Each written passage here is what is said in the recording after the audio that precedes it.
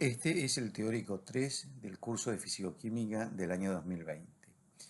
Mi nombre es César Fraga y hoy vamos a hablar sobre el primer principio de la termodinámica y vamos a dividir la clase en dos, una primera parte bastante larga que es trabajo y calor y una segunda parte que es termoquímica.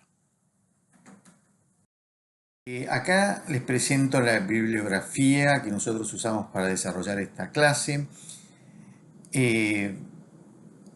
Es parte del libro del texto recomendado. Aquellos que puedan tener acceso al libro tienen la información. Y bueno, aquellos que no puedan tener acceso al libro, tanto para esta teórica como las próximas, veremos que tanto estas clases como otro material que le podamos acercar les sirvan para estudiar la materia y aprenderla con los requerimientos apropiados. Para estudiar el primer principio de la termodinámica vamos a volver a los estudios macroscópicos. Nos habíamos desviado en la clase pasada hacia la energía de las moléculas como estudio microscópico, pero ahora vamos a volver a los sistemas macroscópicos. El primer principio de la termodinámica dice que la energía interna de un sistema aislado es constante. Eso significa que cualquier cambio de la energía interna, que acá representamos con la letra U, va a ser igual a cero siempre y cuando tengamos el sistema aislado, o sea, no relacionado con su entorno. O sea, de otra manera, que la energía final va a tener que ser igual a la energía inicial, o sea que la energía se tiene que mantener constante. Esta definición termodinámica del primer principio es de alguna manera equivalente a lo que ustedes ya siempre conocen, que la energía del universo no se crea ni se destruye, solo se transforma. Ahora bien, ¿qué pasa si estudiamos la energía interna de un sistema cerrado? Vamos a ver que acá la energía interna del sistema varía es igual a la suma del calor más el trabajo, siendo el calor y trabajo formas de transferir la energía. O sea, son formas que de alguna manera, como vamos a ver enseguida, son equivalentes en su aspecto de transferencia de energía y que presentan distinciones que enseguida, como les dije, vamos a ver. Aparte de ello, calor y trabajo necesitan un entorno. Necesitamos que el sistema esté en contacto con el entorno para poder transferir o para poder recibir para poder recibir energía tanto en forma de calor como de trabajo.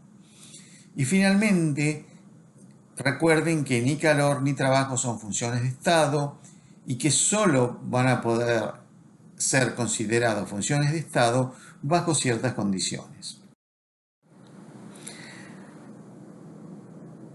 ¿Qué significan calor y trabajo desde un punto de vista molecular? Bueno, en el caso del calor es una energía que se transfiere del sistema al medio ambiente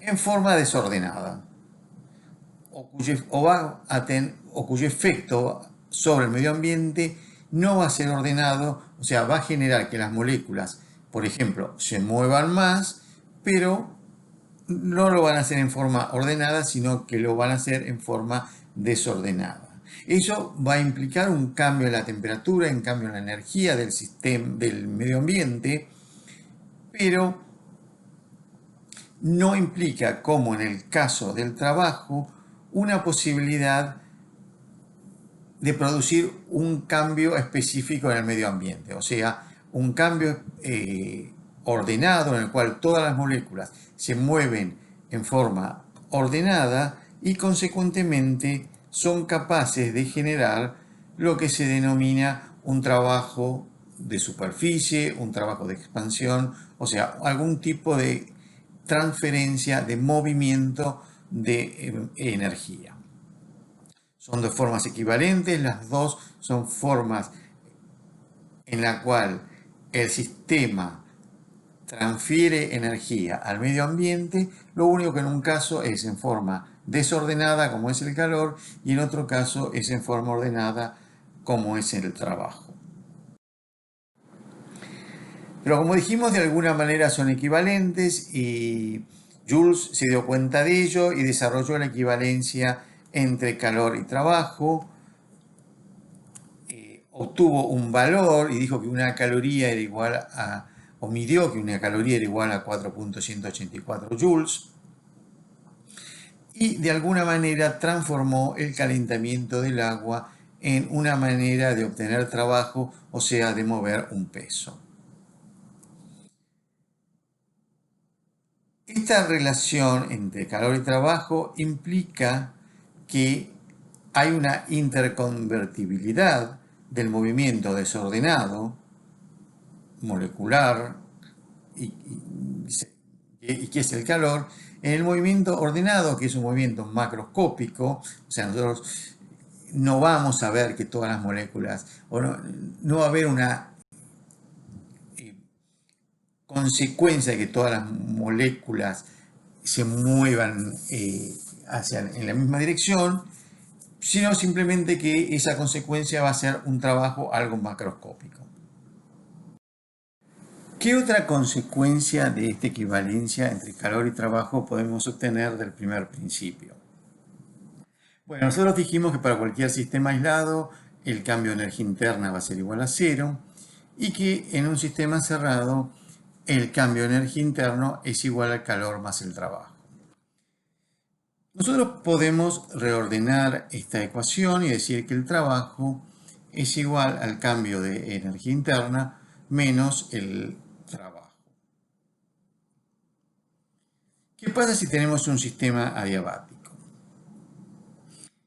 El cambio de energía interno que se va a producir para unir estos dos puntos va a ser siempre el mismo, no depende del camino y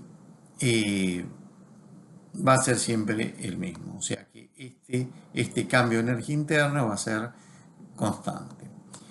Ahora, en un sistema adiabático este calor se hace cero, o sea que cualquier trabajo adiabático va a ser igual a ese cambio de energía interna, con lo cual, de alguna manera, como decíamos antes, el trabajo adiabático es una manera de transformar la función trabajo que no es de estado en una función de estado. Consecuentemente, nosotros podemos reemplazar en esta ecuación que habíamos empezado a poner acá arriba y decir que el calor es igual al trabajo adiabático, reemplazo el cambio de energía interna por trabajo adiabático, o sea que hago el calor totalmente igual a una diferencia entre dos trabajos. Y esto es lo que se denomina definición mecánica del calor. Defino calor a partir de dos trabajos, uno adiabático y otro trabajo no adiabático. Esta no es el equivalente mecánico del calor, esto es una definición mecánica del calor que lo que permite es entender que el calor puede ser representado por dos trabajos y no viola, no altera el primer principio de la termodinámica. Vamos en las próximas diapositivas a hablar sobre trabajo.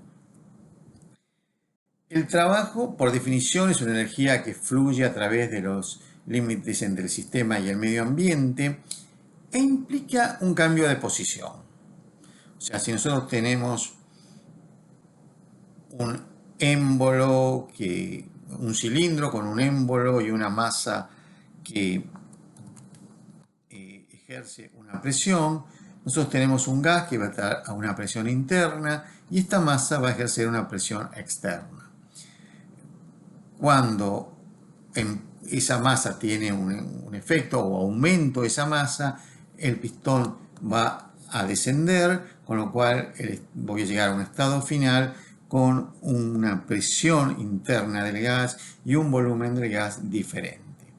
O sea, ahí generé un trabajo, generé que el émbolo se mueva y disminuya la altura a la cual se encontraba el pistón. ¿Qué características tiene el trabajo? Bueno, es transitorio, o sea, una vez que yo aumenté y que se llega al nuevo equilibrio, deja de ser, deja de participar en la descripción del sistema. Eso, de alguna manera, ¿qué quiere decir? Yo no puedo hablar de trabajo de un sistema, como no voy a poder hablar de calor de un sistema, sino que lo que puedo hablar es de trabajo que pueda hacer el sistema o calor que pueda liberar o incorporar el sistema. El efecto neto es que hay un cambio de energía interna entre el sistema y el medio ambiente. Hay una convención de signos. Vamos a tener que decir este trabajo es positivo y este trabajo es negativo. Esa convención de signos ya la vamos a ver en la próxima enseguida. Esa convención de signos en general es lo que se denomina convención egoísta y lo que dice que lo que recibe el sistema es positivo y lo que el sistema entrega es negativo. Pero vamos a enseguida a avanzar sobre eso. Y otra característica final del trabajo es que hay distintas formas de trabajo y en la próxima vemos que un cuadro en donde se muestran distintas formas de trabajo, pero que todas tienen una forma genérica, que es que el trabajo o el diferencial de trabajo o el cambio de trabajo es igual a una constante, que es una fuerza generalizada, por un cambio en el movimiento. Nosotros vamos a trabajar esencialmente con el trabajo de expansión, sobre todo en esta primera parte del curso.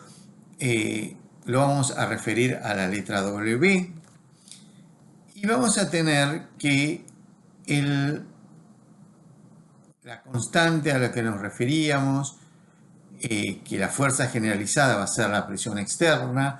Vamos a expandir o vamos a comprimir el sistema a expensas de la presión externa. Va a haber un cambio en el movimiento, que es el volumen.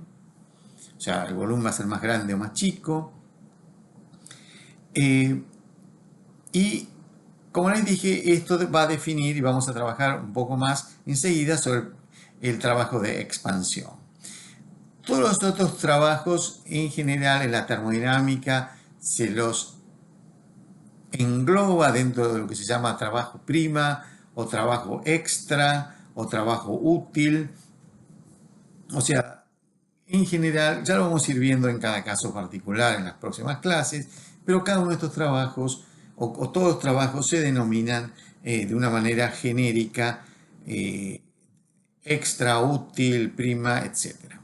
Nosotros vamos esencialmente a trabajar con el trabajo de expansión en estas clases.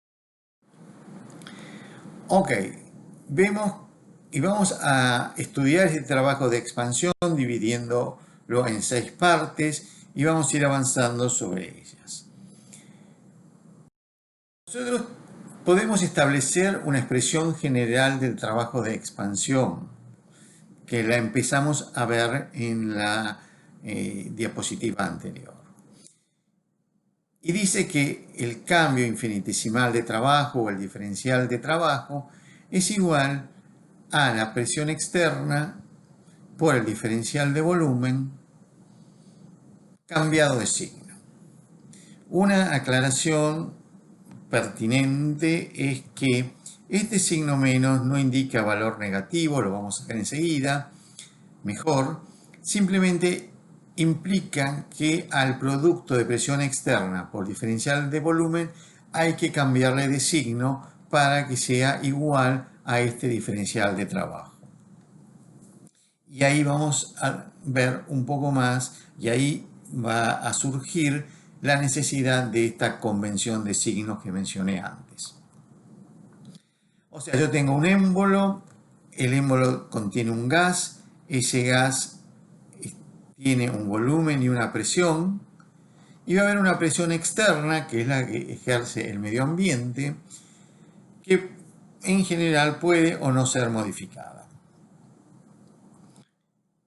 Dentro de estas características, cuando yo tenga, como vemos en este gráfico, cuando yo tengo una expansión, cuando el volumen aumente, yo voy a tener que el trabajo lo efectúa el sistema sobre el medio ambiente. Ese trabajo va a tener que ser negativo por mi definición de convención de signo. ¿Cómo ese trabajo se hace negativo de acuerdo a esta definición de trabajo de expansión? Bueno, en la expansión el diferencial volumen va a ser siempre mayor que cero. Esto es, siempre el volumen final va a ser mayor que el volumen inicial, con lo que va a definir un valor positivo para la expansión. Como yo le cambio el signo a ese trabajo, el trabajo de expansión va a ser igual, cuando ocurra una expansión, va a ser negativo. Por el contrario, cuando tengo una compresión, que podemos verlo como una expansión negativa, esta compresión va a generar un cambio de volumen menor que cero, un cambio de volumen negativo, ya que el volumen final es menor que el volumen inicial, y con la convención de signos voy a llegar que el trabajo de compresión es mayor que cero. O sea, no nos confundamos expansión con compresión con el concepto general de trabajo de expansión. El concepto general es que el trabajo de expansión es un trabajo de volumen, que cuando hay realmente una expansión, el trabajo va a ser negativo porque el sistema entrega trabajo al medio ambiente. Y cuando haya una compresión, el medio ambiente le da trabajo al sistema, con lo cual el trabajo es positivo, y para que esto ocurra y sea compatible con los valores del cambio de volumen, tengo que cambiarle de signo, o sea, tengo que incluir siempre este signo que implica un cambio del valor que yo obtenga por el producto de la presión por el cambio de volumen. Bueno, ahora bien, nosotros teníamos una ecuación que definía el trabajo de expansión. Esta ecuación está en términos de diferenciales. Ahora, lo que yo quiero es obtener valores reales. Los diferenciales no dan valores reales, simplemente dan relaciones de cambios infinitesimales entre dos variables, en este caso el trabajo y el volumen. Entonces, para obtener valores reales, para obtener el trabajo, para obtener el cambio de volumen, yo voy a necesitar integrar esta ecuación. Yo digo que la integral del diferencial de trabajo, que va a ser igual al trabajo, es igual a la integral del producto de la presión externa por el diferencial volumen. Vamos a ver distintos casos. Entonces, ¿qué pasa en el caso en el que la presión externa es igual a cero? O sea, yo hago una expansión del gas contra el vacío. Bueno, en ese caso, como la presión externa se hace igual a cero,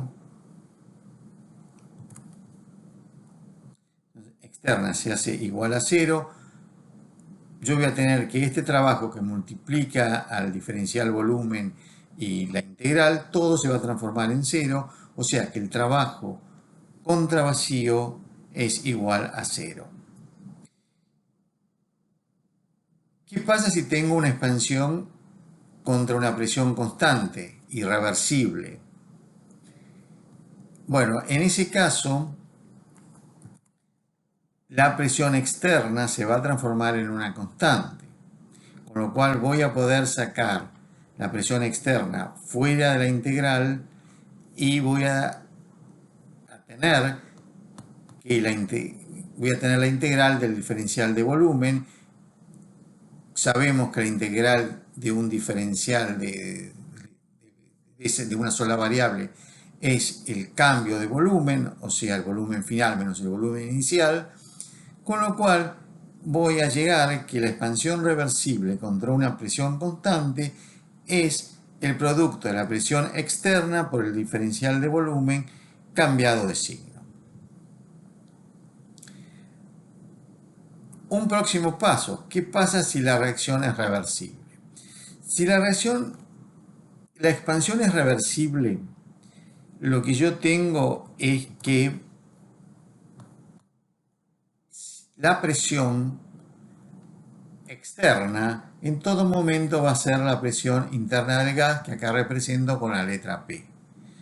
O sea, para obtener un valor de trabajo entre estos dos volúmenes, voy a tener que conocer cómo varía P y si varía P con el volumen, integrar la ecuación que obtengamos con respecto al volumen y eso nos va a dar el valor de trabajo. Ahora bien,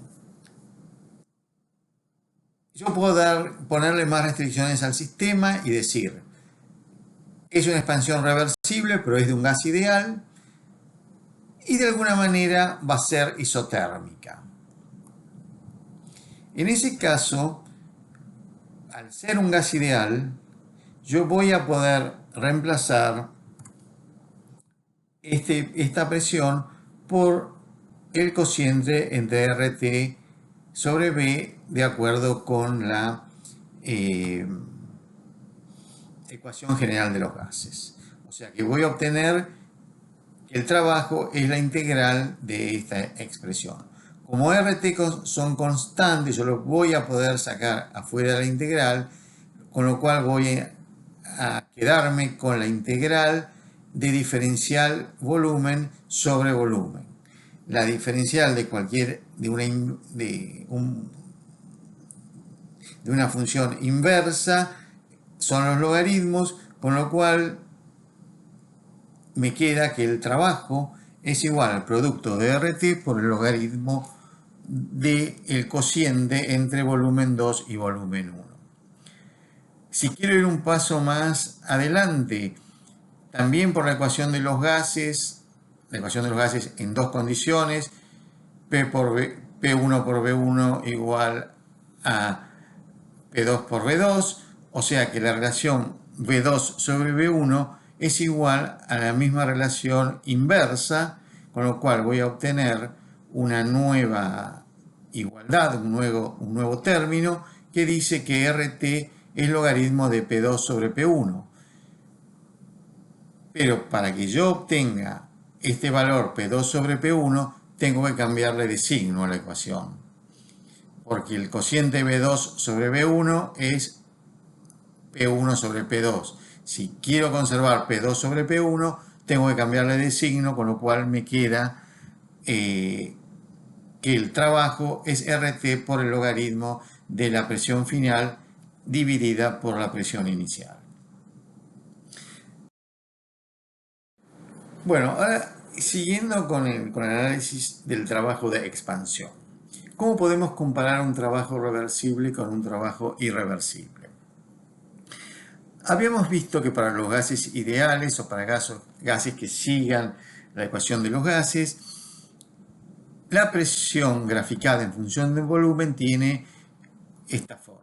O sea, si yo grafico presión por volumen entre dos volúmenes, un volumen inicial 1 y un volumen final 2, y lo hago para un proceso reversible, siempre la presión externa va a ser igual a la presión interna del gas y va a estar definido por la relación RT sobre B, generando una línea de este tipo o un comportamiento de este tipo para ir desde el volumen 1 al volumen 2. El trabajo reversible que vamos a calcular va a tener como módulo el área bajo la curva, o sea, a lo que es equivalente a la integral. Ustedes se acuerdan que las integrales indican un área bajo la curva. En este caso, el área bajo la curva es esta superficie que está gris y que nos da un valor del trabajo reversible. Ahora, ¿qué pasa si yo hago un trabajo irreversible?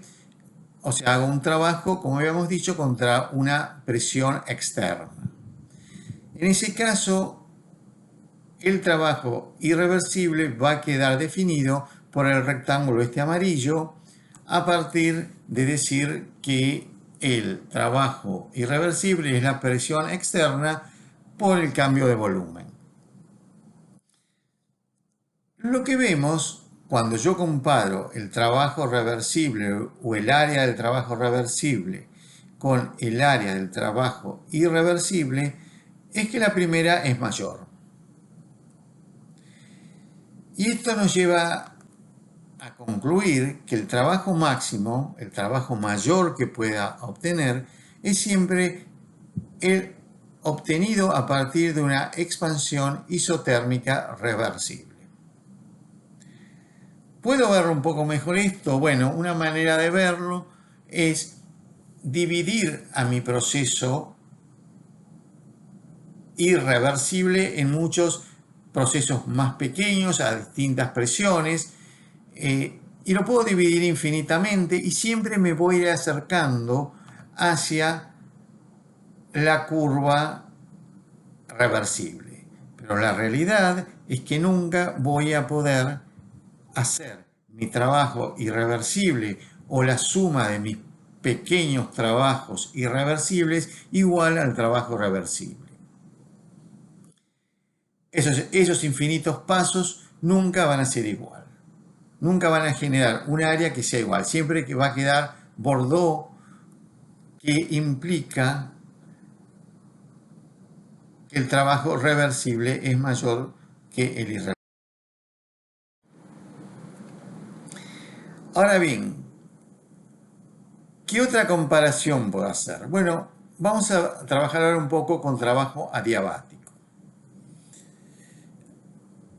Para eso vamos a usar un gráfico distinto. Ahora vamos a usar un gráfico de temperatura en función del volumen, en el cual vamos a ir nuevamente de un volumen 1 a un volumen 2.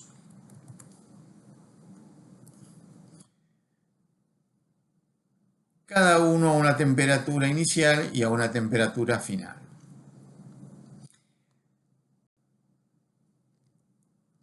Yo sé que el cambio de energía interno es el calor más el trabajo. Como digo que es un trabajo adiabático, este calor va a desaparecer, va a ser igual a cero. Entonces este trabajo diabático, como ya lo vimos, es igual al cambio de energía interna. Ahora, siendo una función de estado, yo puedo dividir este cambio de energía interna en dos cambios, denominándolo 1 y 2. El cambio 1 me va a llevar a temperatura constante, en consecuencia a energía interna constante, desde el volumen 1 hasta el volumen 2. Y el cambio, y como dijimos que es a temperatura constante, la energía interna también va a ser constante, ese cambio va a ser igual a cero. ¿Qué pasa con el cambio de energía interna 2? Bueno, ese cambio yo lo hago a volumen constante y lo hago entre dos temperaturas. En ese caso, el cambio va a ser igual a la capacidad calorífica a volumen constante por el cambio de temperatura, con lo cual el cambio total de energía interna es igual a ese producto. O sea, el trabajo adiabático tiene la forma de capacidad calorífica por cambio de temperatura.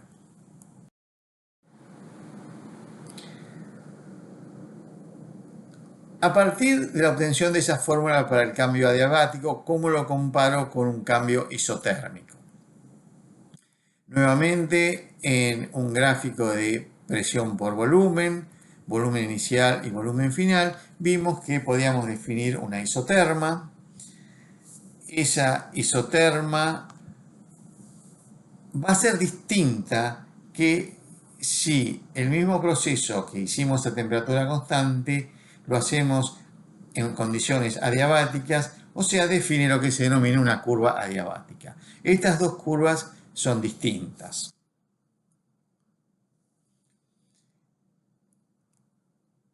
¿Cómo interpretamos esa diferencia? Y va a ser siempre menor el cambio adiabático que el cambio isotérmico. Bueno, la isoterma,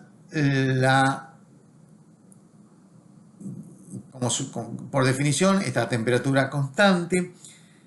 No es adiabático el sistema, o sea, el sistema va a ser capaz de recibir calor desde el medio ambiente. Entonces, se produce la expansión del volumen inicial al volumen final y la energía interna, o sea, la temperatura de las moléculas, no va a cambiar. O sea, las moléculas van a absorber energía en forma de calor del medio ambiente y van a mantener su energía constante. Eso es lo que sucede para la isoterma.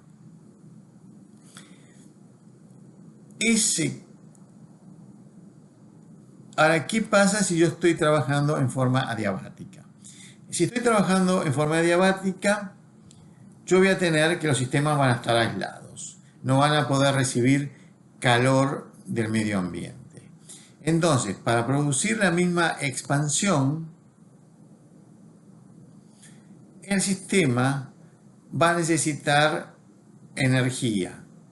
Esa energía que va a impulsar y que va a ir contra la presión externa, la van a proporcionar las moléculas del gas.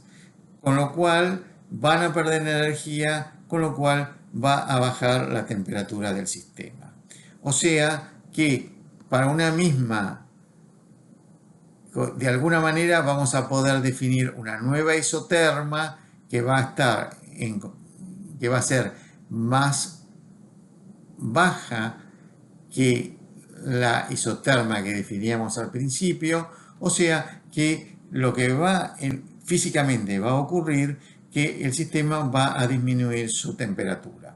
O sea, este cambio va a proceder asociado con una isoterma de temperatura más baja porque las moléculas que componen el sistema perdieron energía y no pudieron recibir a cambio energía del medio ambiente para producir el mismo cambio de volumen.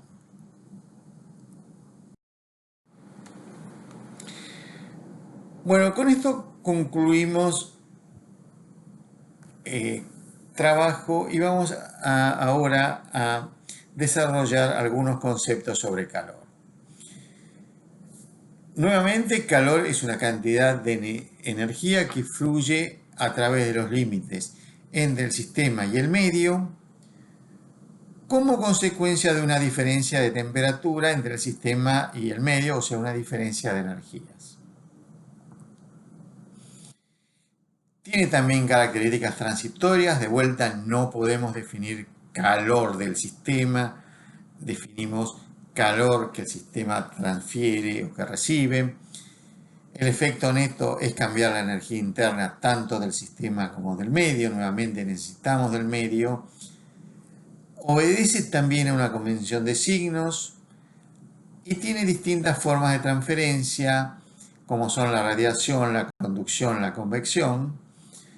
En general, reúne todas estas características. Ahora, ¿cómo vamos a trabajar a partir del primer principio, el calor? Bueno, lo vamos a querer trabajar a presión constante. Pero hasta ahora nosotros habíamos trabajado a volumen constante. Habíamos dicho que el diferencial de energía interna es el diferencial del calor más el diferencial de trabajo. Puedo reemplazar, si estoy solo considerando este trabajo como trabajo de expansión o trabajo de volumen, cambiar diferencial de trabajo por menos presión por diferencial de volumen. Si el volumen es constante, el diferencial de energía interna va a ser igual al diferencial de calor. Y si integro, voy a obtener que el cambio de energía interna es igual al calor del sistema. Vamos a ver que cuando estemos trabajando tanto con funciones que no son funciones de estado, o sea, tanto con calor como con trabajo, no vamos a usar el término delta, sino que se va a usar simplemente la expresión Q o W cuando se hable de trabajo. O sea que integrando este cambio de energía interna que ocurre a volumen constante es igual al calor a volumen constante. Perdón, el cambio de energía interna que ocurre es igual al calor a volumen constante. Ahora nosotros sabemos que el cambio de energía interna no va a ser igual al calor a presión constante. Que va a haber un término que es diferencial de volumen por la presión, que indica la variación de volumen y que va de alguna manera a permitir que pueda igualar estas dos ecuaciones. Y voy a definir una nueva función que va a acompañar a la energía interna y es la función entalpía. Y voy a decir que el diferencial de entalpía es igual al diferencial de calor a presión constante.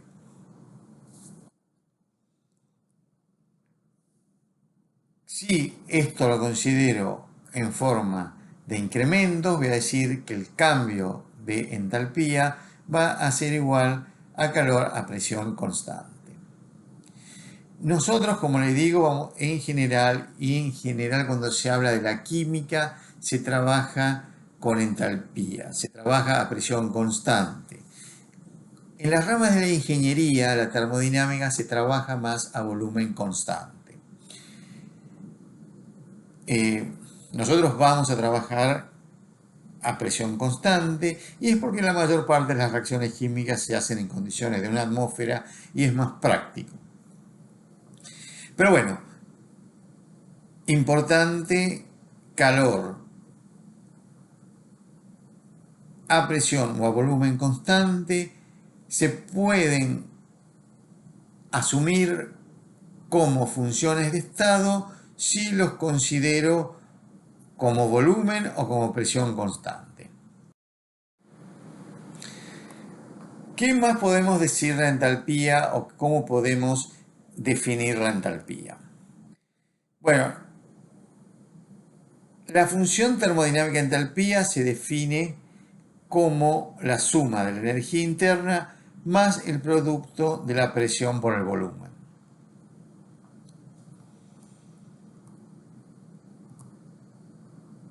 Si nosotros diferenciamos esta ecuación y reemplazamos el valor de energía interna por la suma del diferencial calor más el diferencial trabajo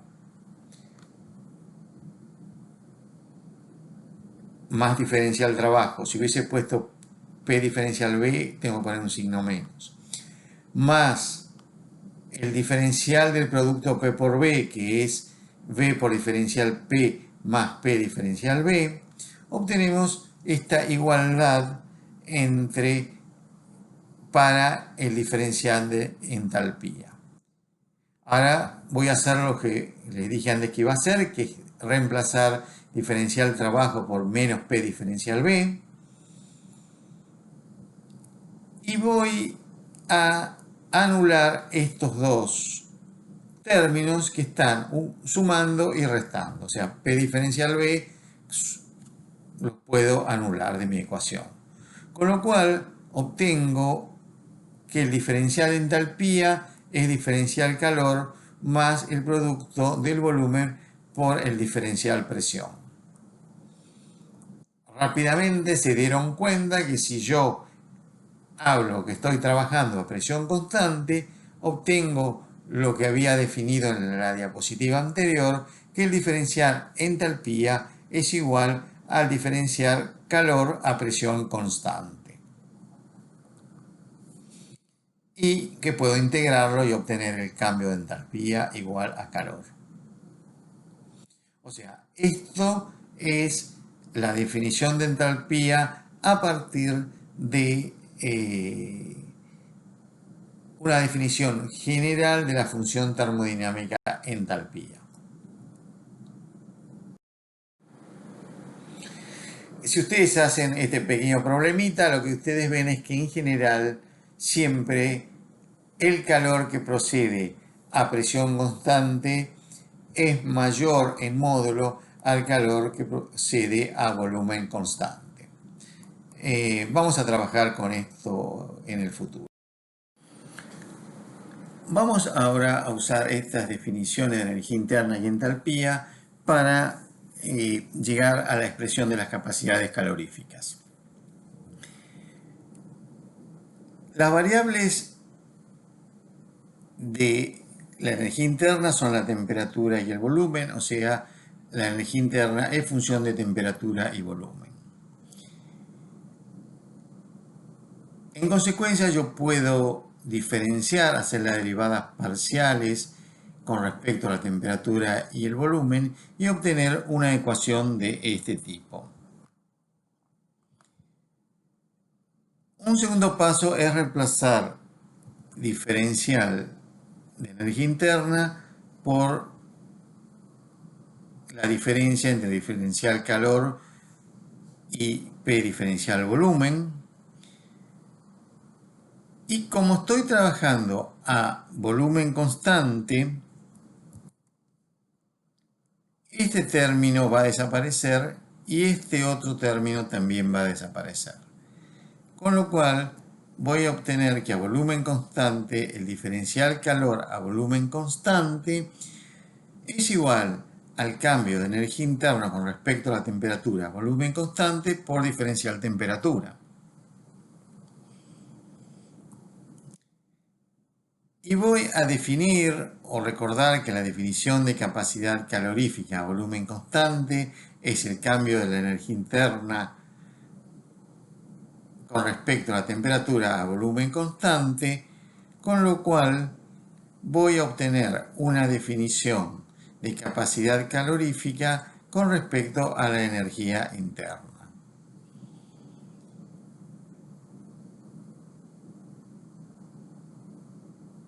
Entonces voy a poder decir que el diferencial de energía interna es diferencial calor a volumen constante y es igual a capacidad calorífica por diferencial temperatura, ya que lo que hice fue reemplazar este valor por el valor de la capacidad calorífica en este término.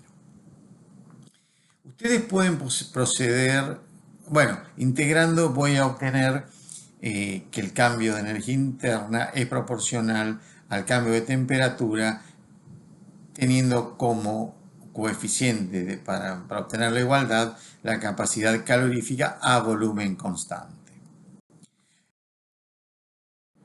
Ustedes pueden obtener, y vamos a avanzar rápidamente, una ecuación muy similar y unas condiciones similares, para la entalpía y obtener que el cambio de entalpía de cualquier proceso que ocurra a presión constante va a ser igual a la capacidad calorífica por el cambio de temperatura. O sea, trabajamos en forma paralela con la energía interna y con la entalpía. Entonces, vamos a hacer un análisis ahora de las capacidades caloríficas. ¿Qué pasa si nosotros graficamos entalpía en función de la temperatura? Y recordemos que la capacidad calorífica va a ser la pendiente de esa curva. Ustedes obtienen que a medida que aumenta la temperatura, aumenta la entalpía y lo hace con una función de este tipo curva. Si nosotros calculamos las tangente, o sea, la pendiente de esta ecuación, o sea, de este comportamiento, vemos que a medida que nos vamos yendo a temperaturas más altas, la pendiente es más grande. O sea, el Cp, que es la pendiente, que es la relación entre la entalpía y la temperatura, va a ser cada vez más grande.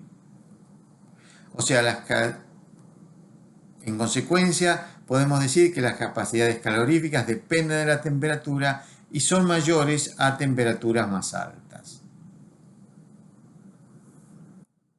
Ok, para un mismo cambio de entalpía, yo voy a vamos a tener una pendiente mayor a temperaturas más altas. Una capacidad calorífica elevada indica que una cantidad de calor dada produce un incremento pequeño. O sea, cada vez va a ser más pequeño el incremento. Mientras que una capacidad calorífica baja implica que un poco de calor, un poco de energía entregada en forma de calor, produce un incremento grande de la temperatura.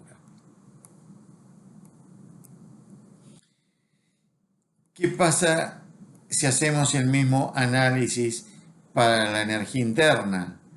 Bueno, vamos a ver que en general esos cambios ocurren también, pero ocurren son de menor magnitud.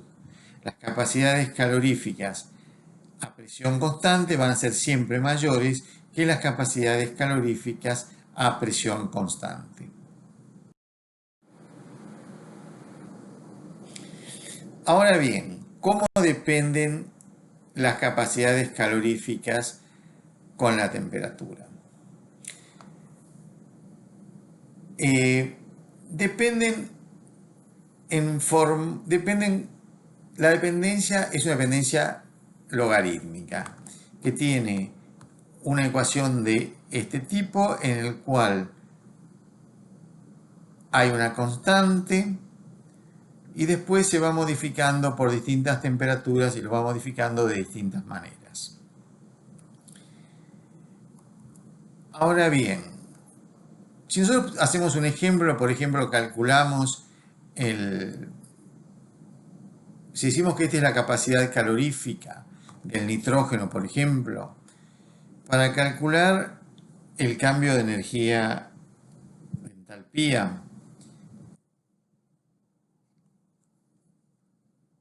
vamos a necesitar integrar entre las dos temperaturas el valor de la capacidad calorífica diferencial temperatura.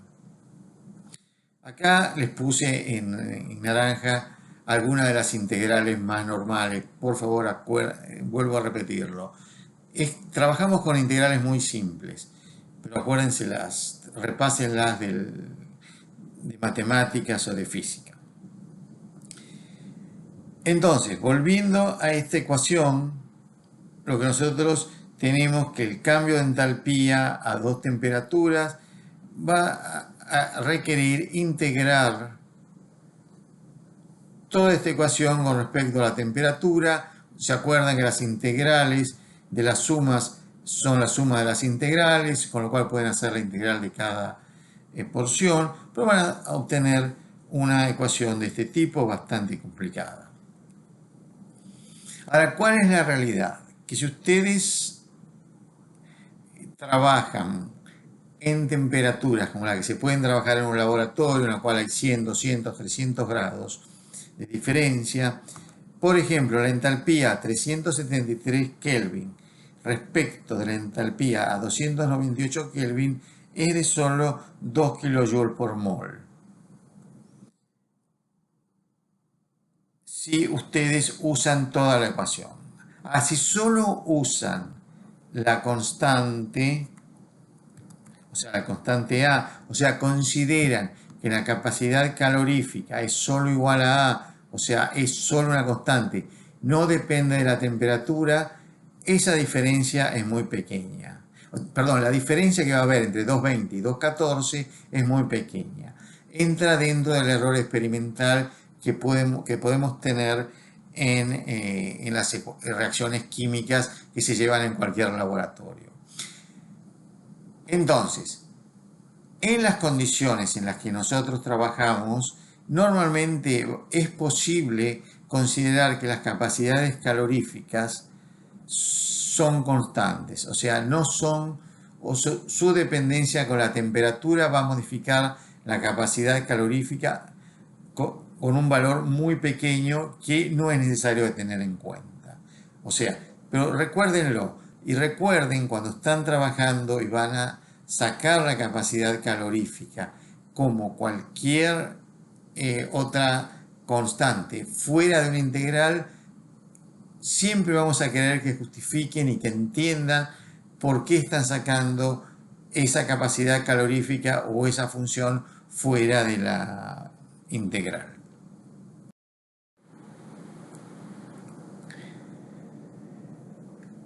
¿Cómo varía la energía interna en función de la temperatura y del volumen, que son sus variables naturales?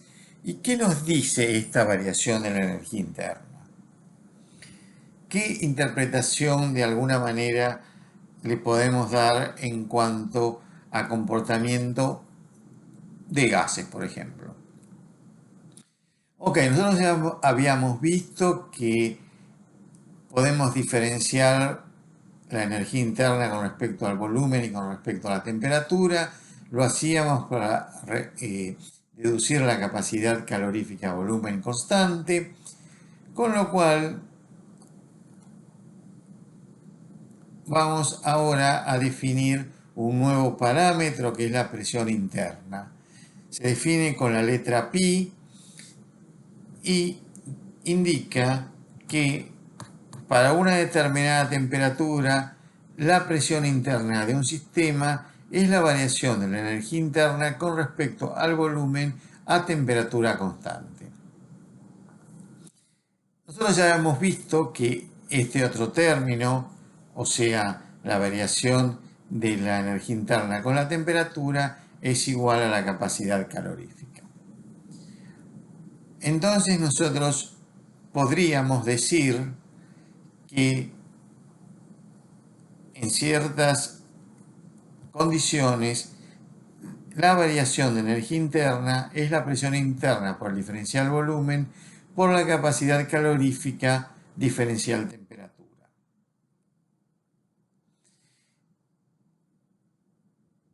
Vamos a darle ahora una vueltita más a esto. Si nosotros graficamos energía interna en función del volumen, que es lo que tenemos acá, nosotros vamos a tener que esta variación va a ser la pendiente de esta curva. Estamos trabajando a temperatura constante, va a ser la pendiente de esta curva. Esta presión interna para los gases ideales es constante. Tiene un valor de energía interno y ese valor de energía interno es constante. No varía con el volumen. O sea, para un gas ideal, esta presión interna es siempre igual a cero. ¿Por qué? Porque no hay ni atracciones ni repulsiones entre las moléculas. Cuando estamos trabajando con sustancias en las cuales, o gases, en las cuales predominan las repulsiones, esta presión interna, o sea, la pendiente de la curva, es negativa. Siempre va a disminuir. Y cuando predominan las atracciones, la presión interna es positiva, con lo cual la energía interna siempre va a aumentar con el volumen. Fíjense que esto no es cero, esto es cualquier valor de energía, pero no cambia con el volumen.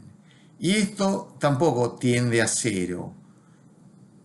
Lo que tiende a cero, el valor de la energía no tiende a cero, tiende a valor de gas ideal, que es cuando las moléculas están suficientemente separadas para que no sufran ni repulsiones ni atracciones. O sea, este trabajo, esta diferenciación de la energía interna con respecto al volumen y con respecto a la temperatura nos permitió de alguna manera aproximar el comportamiento de los gases y de los gases ideales a la variación de la energía interna usando la variación de la energía interna con el volumen a temperatura constante.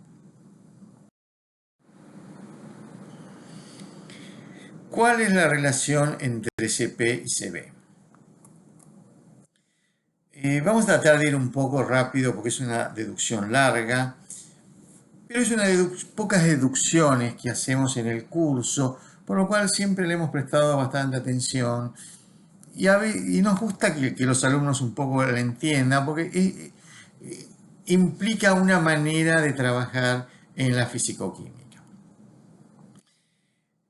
De acuerdo con lo que habíamos visto, nosotros podemos decir que la diferencia entre Cp y Cv es la diferencia entre la derivada de la entalpía con respecto a la temperatura a presión constante menos la derivada de la energía interna con respecto a la temperatura a volumen constante. Si nosotros recordamos que la entalpía es U más P por B, nosotros podemos reemplazar el valor vamos a reemplazar el valor de entalpía por esta suma de P por B, de U más P por B, con lo cual empezamos a tener variables que nos permitan unificar y avanzar. Tenemos solo variables ahora de energía interna, presión y volumen. Y temperatura, perdón. Ok, si distribuimos el diferencial con respecto a la energía interna, obtenemos este primer término, mantenemos diferencial T sobre diferencial T a presión constante.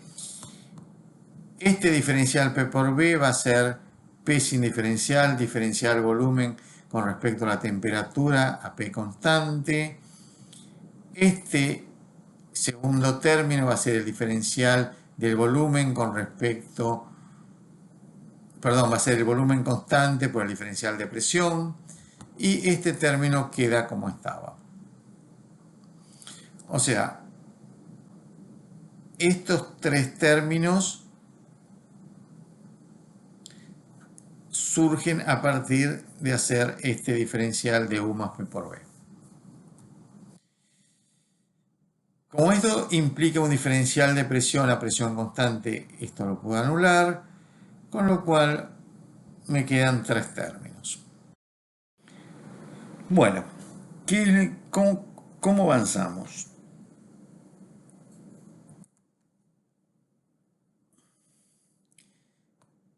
Lo que vamos a querer es reemplazar este diferencial de la energía interna con respecto a la temperatura a presión constante. Para ello, recordamos que diferencial de U podemos diferenciarlo con respecto a la temperatura y con respecto al volumen, obteniendo una ecuación de este tipo. Acá voy a hacer dos pasos o dos consideraciones. La primera es dividir todo por diferencial temperatura, o sea que obtengo diferencial U con respecto a la temperatura y lo voy a hacer, le voy a poner la condición de que sea presión constante. Diferencial, o sea, al dividir por diferencial T, voy a hacer desaparecer este diferencial temperatura, va a quedar diferencial T dividido diferencial T igual a 1. Voy a conservar este término y voy a obtener este diferencial volumen derivado con respecto a la temperatura a presión constante. El próximo paso es reemplazar esta ecuación, estos dos términos, y ponerlos en esta ecuación para reemplazar este diferencial U con respecto a temperatura a presión constante. O sea, esto es esto y esta multiplicación genera este término. Esta presión viene de este término y este diferencial U viene de este. Ahora bien, ya acá nos damos cuenta de algo, que es que este término y este último término son iguales, uno está sumando, el otro está restando, con lo cual podemos eliminarlos de la ecuación. El segundo punto es que diferencial B con respecto a la temperatura a presión constante está en estos dos términos, con lo cual podemos sacarlo como factor común. Lo que nos va a quedar que la diferencia entre las capacidades tiene esta forma, o sea, es P más la derivada de U con respecto a B a temperatura constante multiplicada por la variación de volumen con respecto a la temperatura a presión constante. Vamos a aplicar esto a gases ideales. Dijimos antes que la variación de energía interna con respecto al volumen a temperatura constante para gases ideales se hacía cero. O sea que la presión interna de un gas ideal es igual a cero, con lo cual puedo anular este término. Con lo cual me queda que la diferencia es presión por diferencial de volumen con respecto a la temperatura a presión constante. Próximo paso es reemplazar volumen o diferencial volumen con respecto a la temperatura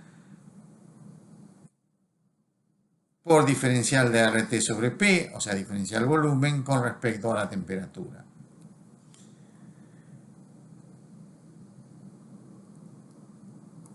Sigo, reemplazo y obtengo esta ecuación. Y lo que veo es que la presión se anula,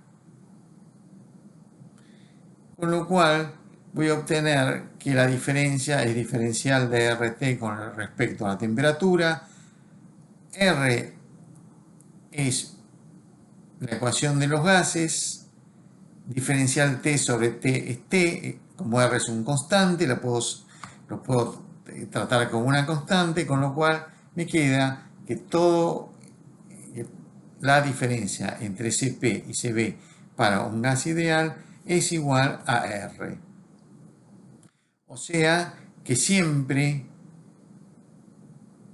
la pendiente o la curva que define el Cp, que era lo que vimos antes, va a tener un valor mayor que Cv y para gases ideales ese valor es R.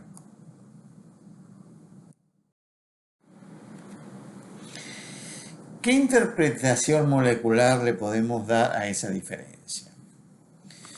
Bueno, cuando nosotros tenemos un proceso a volumen constante y le integramos calor, aumenta la temperatura y aumenta el movimiento caótico a volumen constante.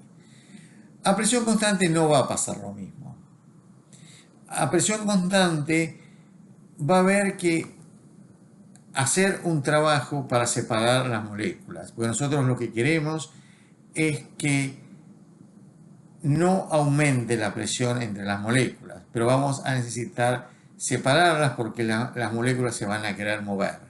O sea, el movimiento caótico va a aumentar menos porque no tiene la misma cantidad de energía que tenía antes y la temperatura en consecuencia también va a aumentar menos. Porque tenemos que usar parte de la energía que le entregamos para separar las moléculas cuando yo quiero que el proceso ocurra a presión constante. Por eso siempre la capacidad calorífica cuando estoy trabajando a presión constante permite un cambio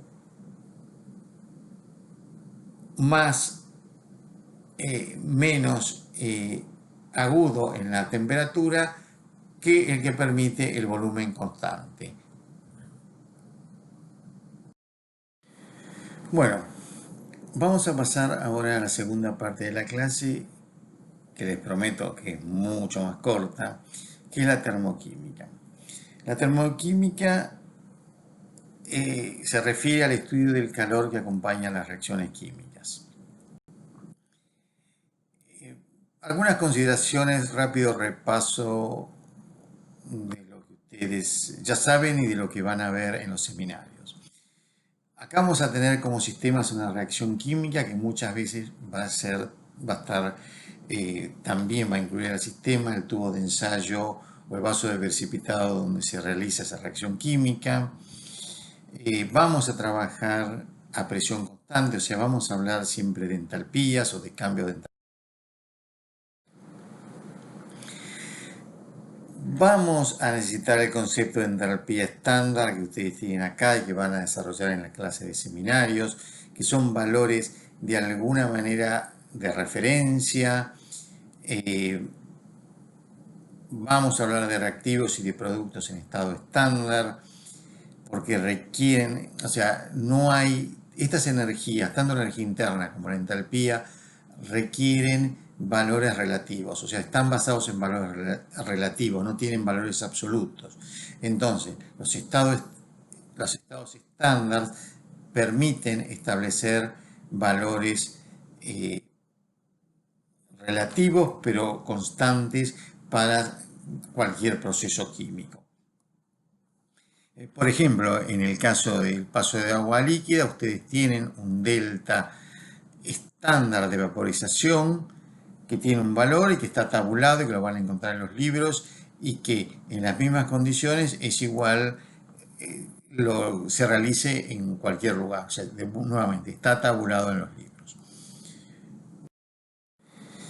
Bueno, también hay distintos tipos de entalpía referidos a cambios físicos y químicos, entalpías de cambio de fases, diferentes tipos de reacciones químicas. O sea, cuando se habla de entalpías no hay un solo tipo de entalpías, hay varios tipos. Bueno, esencialmente que lo que nosotros queremos es calcular los cambios de entalpía de las reacciones químicas. Entonces, una primera ley de la calorimetría es la denominada ley de Hess y basado en el hecho de que la función de entalpía es una función de estado, lo que la ley de Hess plantea es que una reacción química que ocurre en una sola etapa también puede ocurrir en varias etapas. Los cambios de entalpía de cada una de esas etapas va a definir que lo que define esta ley es que el cambio de entalpía de la reacción total es igual a la suma de los cambios de entalpía que ocurren en cada una de las subetapas en la que dividimos la reacción química. O sea que si estamos trabajando en condiciones estándar, lo que podemos decir es que la entalpía estándar de una reacción completa es la suma de las entalpías de las reacciones individuales en las cuales puede dividirse esa reacción. Una segunda ley de la calorimetría es la ley de Lavoisier, y que nos dice que la entalpía de una reacción directa es igual, pero de signo contrario, que la entalpía o el cambio de entalpía que ocurre si esa reacción ocurre de manera inversa. O sea que el cambio de entalpía que se produce cuando pasamos de reactivos a productos, si de alguna manera la ecuación puede pasar de productos a reactivos, va a tener el mismo cambio de entalpía en módulo, pero va a tener un signo negativo adicionado. Esto, como vamos a ver, ambas leyes lo que nos van a permitir es calcular las entalpías de reacción. Un objetivo importante de la termoquímica es calcular estas entalpías de reacción, o sea, cuál es la cantidad de calor que se pone en juego cuando una reacción ocurre a presión constante y qué información podemos sacar de estos cambios de entalpía a partir de esa reacción química ocurriendo a una temperatura dada. Acá, por ejemplo, tenemos la reacción de oxígeno con metano, o sea, oxidación del metano para dar dióxido de carbono más agua. El cambio de entalpía de esta reacción química va a ser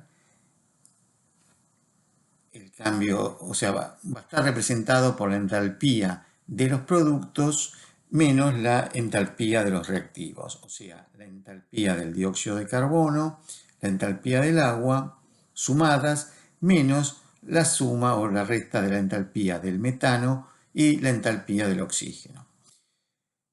Ahora bien, cada una de estas entalpías o el valor de estas entalpías va a tener que estar multiplicado por los coeficientes estequiométricos de la ecuación balanceada que estamos estudiando.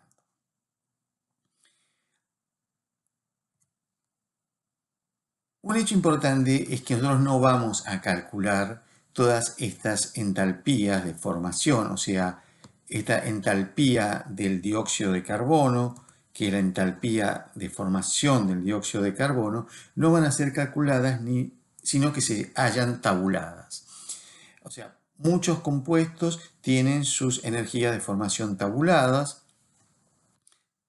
y lo hacen en condiciones estándar. O sea que son de alguna manera, al hacerlo en condiciones estándar, al partir de los mismos reactivos en los mismos estados estándar o de referencia, lo que obtenemos son valores constantes que puedan ser tabulados y sirvan universalmente.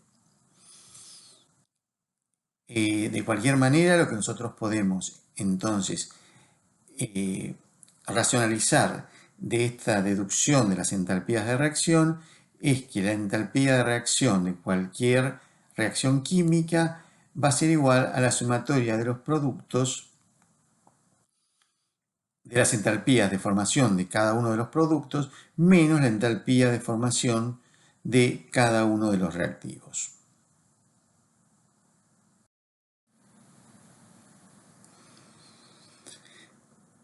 Una segunda observación es que estas entalpías no son constantes con la temperatura. O sea que si yo hago una reacción química a distintas temperaturas, voy a obtener distintos valores.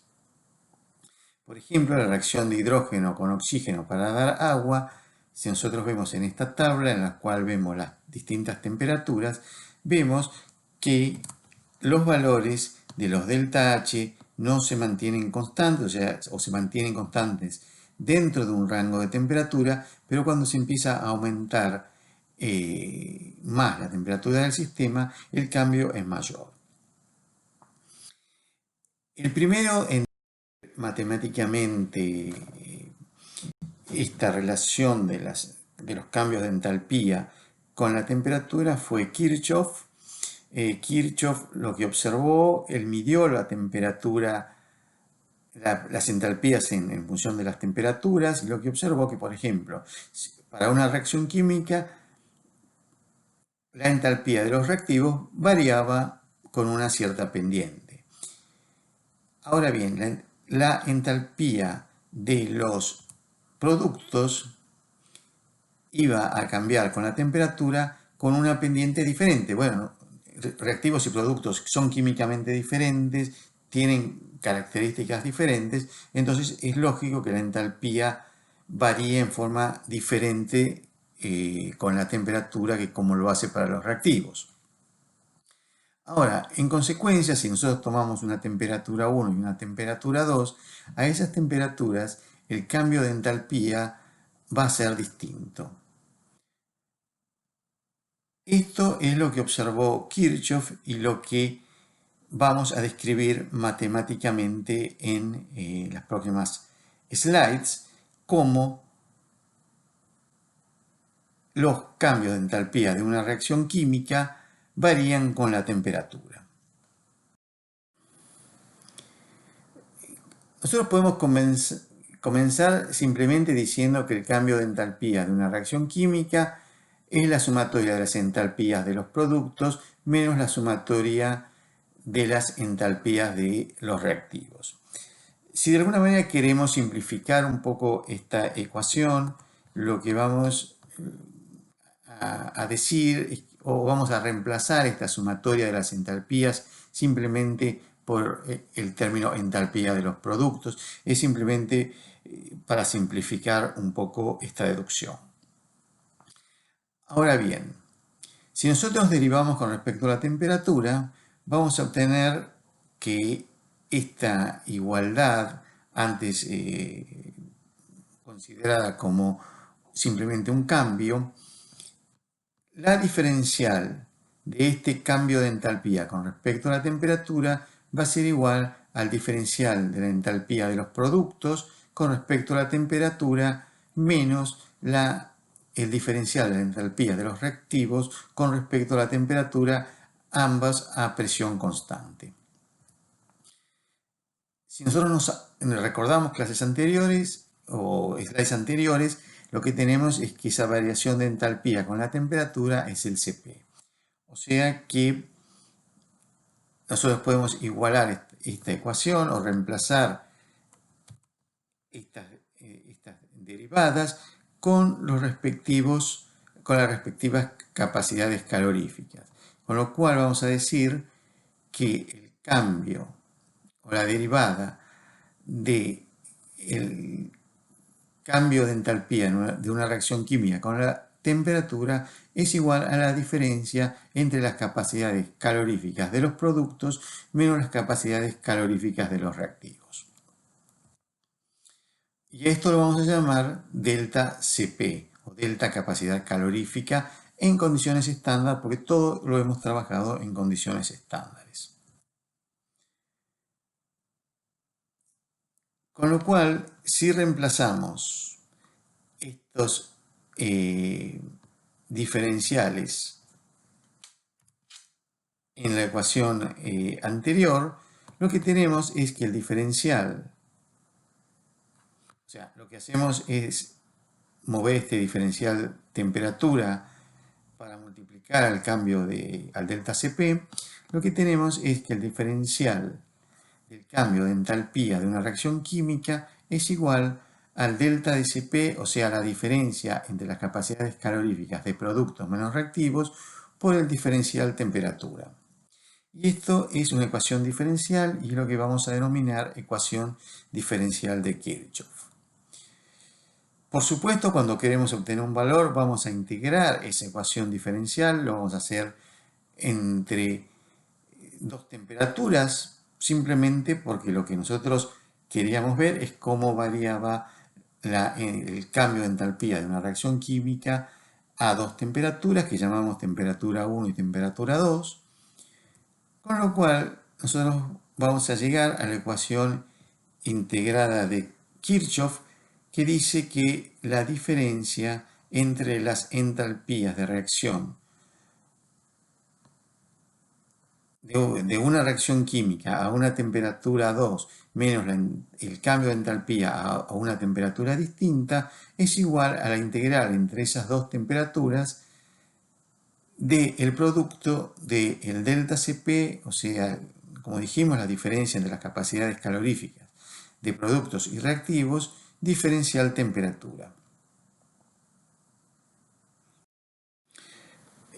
Podemos avanzar con esta ecuación y lo primero que vamos a hacer es despreciar la posibilidad de que Cp cambie con la temperatura, o sea, despreciar la variación de Cp con la temperatura, con lo cual podemos sacar delta Cp fuera de la integral, con lo cual obtenemos esta nueva ecuación integrada o resultado de la ecuación integrada de Kirchhoff que nos permite calcular el cambio de energía a una temperatura 2 que va a ser igual al cambio de entalpía a la temperatura 1 más el cambio de Cp entre los reactivos y productos o productos y reactivos multiplicado por la temperatura, por la diferencia entre las dos temperaturas a las que estoy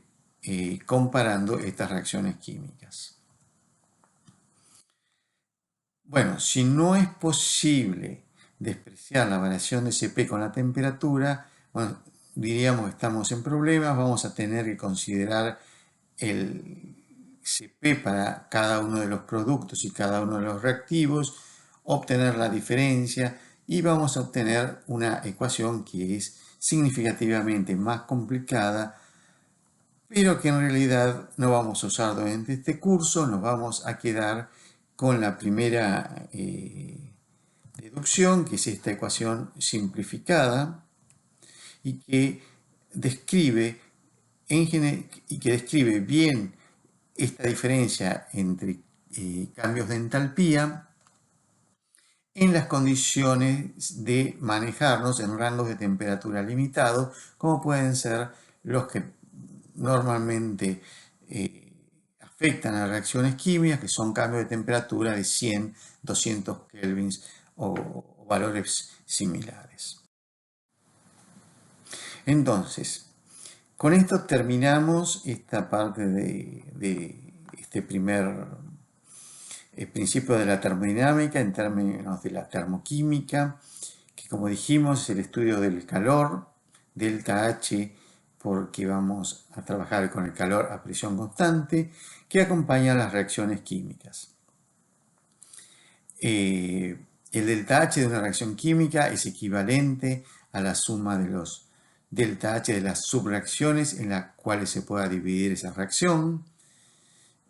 Los valores de entalpía no son absolutos, por lo que se pueden establecer condiciones estándares y de referencia. Esas condiciones estándares y de referencia nos permiten tener valores que se puedan tabular y no necesiten ser calculados en cada condición, en cada situación. Finalmente, el delta H de una reacción química depende de la temperatura a la que se realice esa reacción. Nada más.